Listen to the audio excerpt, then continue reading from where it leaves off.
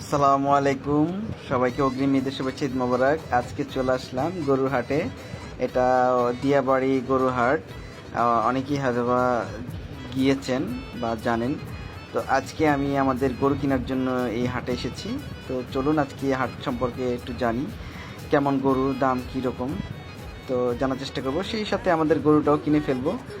জানি না কতক্ষণ লাগবে, তবে তবে চেষ্টা করব খুব তাড়াতাড়ি কেনার জন্য। তো চলুন তার আগে একটু ভালো ভালো কিছু গরু দেখি, যেগুলো সাধারণত আমার খুব পছন্দ।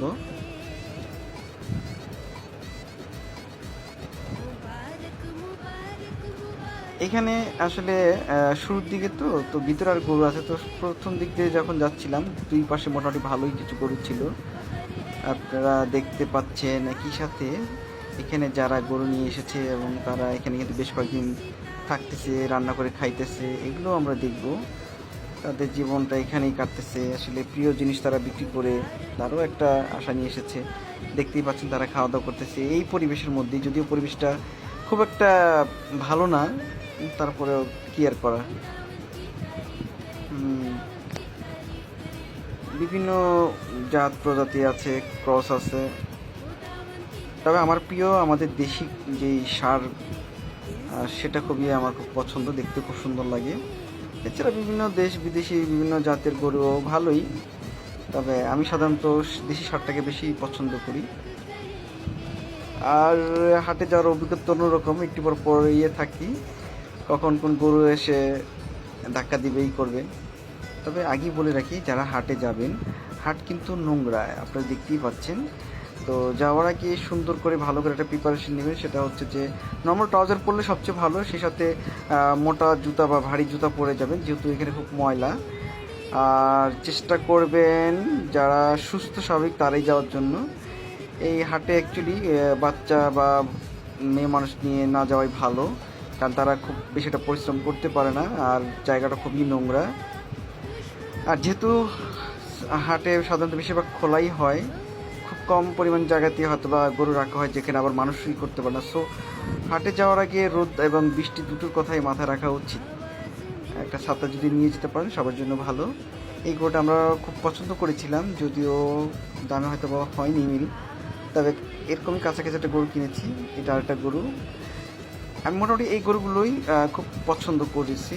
তো দেখতে পাচ্ছেন আমার পছন্দ কেমন। এই যে একটা গরু ছিল, এগুলো সবই আমাদের বাজার থেকে 10-20 হাজার টাকা ব্যবধান ছিল, হয়তো বা হয়নি। তো আসলে কি ভাগ্য বলে একটা কথা, যখন যেটা যার ভাগ্যে থাকবে সেটাই আসবে। সারাদিন চেষ্টা করলেও হয়তো আমরা পরিবর্তন করতে পারবো না।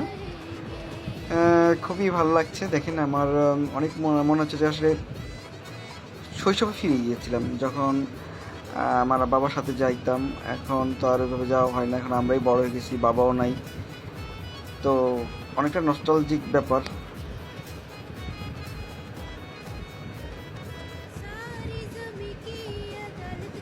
দেখতে পাচ্ছেন গরুগুলো খুবই সুন্দর।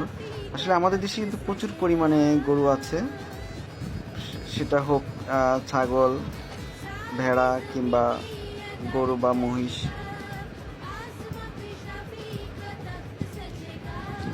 তবে ছাগলগুলোর দামও খুবই ভালো বলা যায়।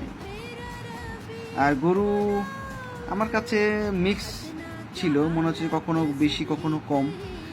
তবে যে হাটে গরু বেশি সেই হাটে একটু কম পাওয়ার সম্ভাবনাই বেশি, মনে রাখবেন। আর যদি হাটে যদি গরুর তুলনায় মানুষের সংখ্যা বেশি হয়ে যায়, তখন গরুর দাম বেড়ে যাবে। এই জিনিসগুলো মাথায় রেখে একটু সময় থাকতে কিনবেন। অনেকেই যেটা আমরা করি, ঈদের আগের দিন কিনবো বলে খুব একটা আগে যাই না বা গরু নিয়ে চিন্তা করি না, কিন্তু এটা অনেকেই ভুল করে।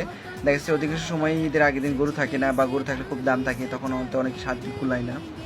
তো এই যে একটা মহান সৃষ্টিকর্তার উদ্দেশ্যে যে একটা আমরা উৎসব পালন করে থাকি, এই কোরবানির ঈদ, এর অনেক মহত্ব আছে, সওয়াব আছে। এটা যার জন্য, যার উপর ফরজ বা ওয়াজিব, তাকেই দিতে হবে।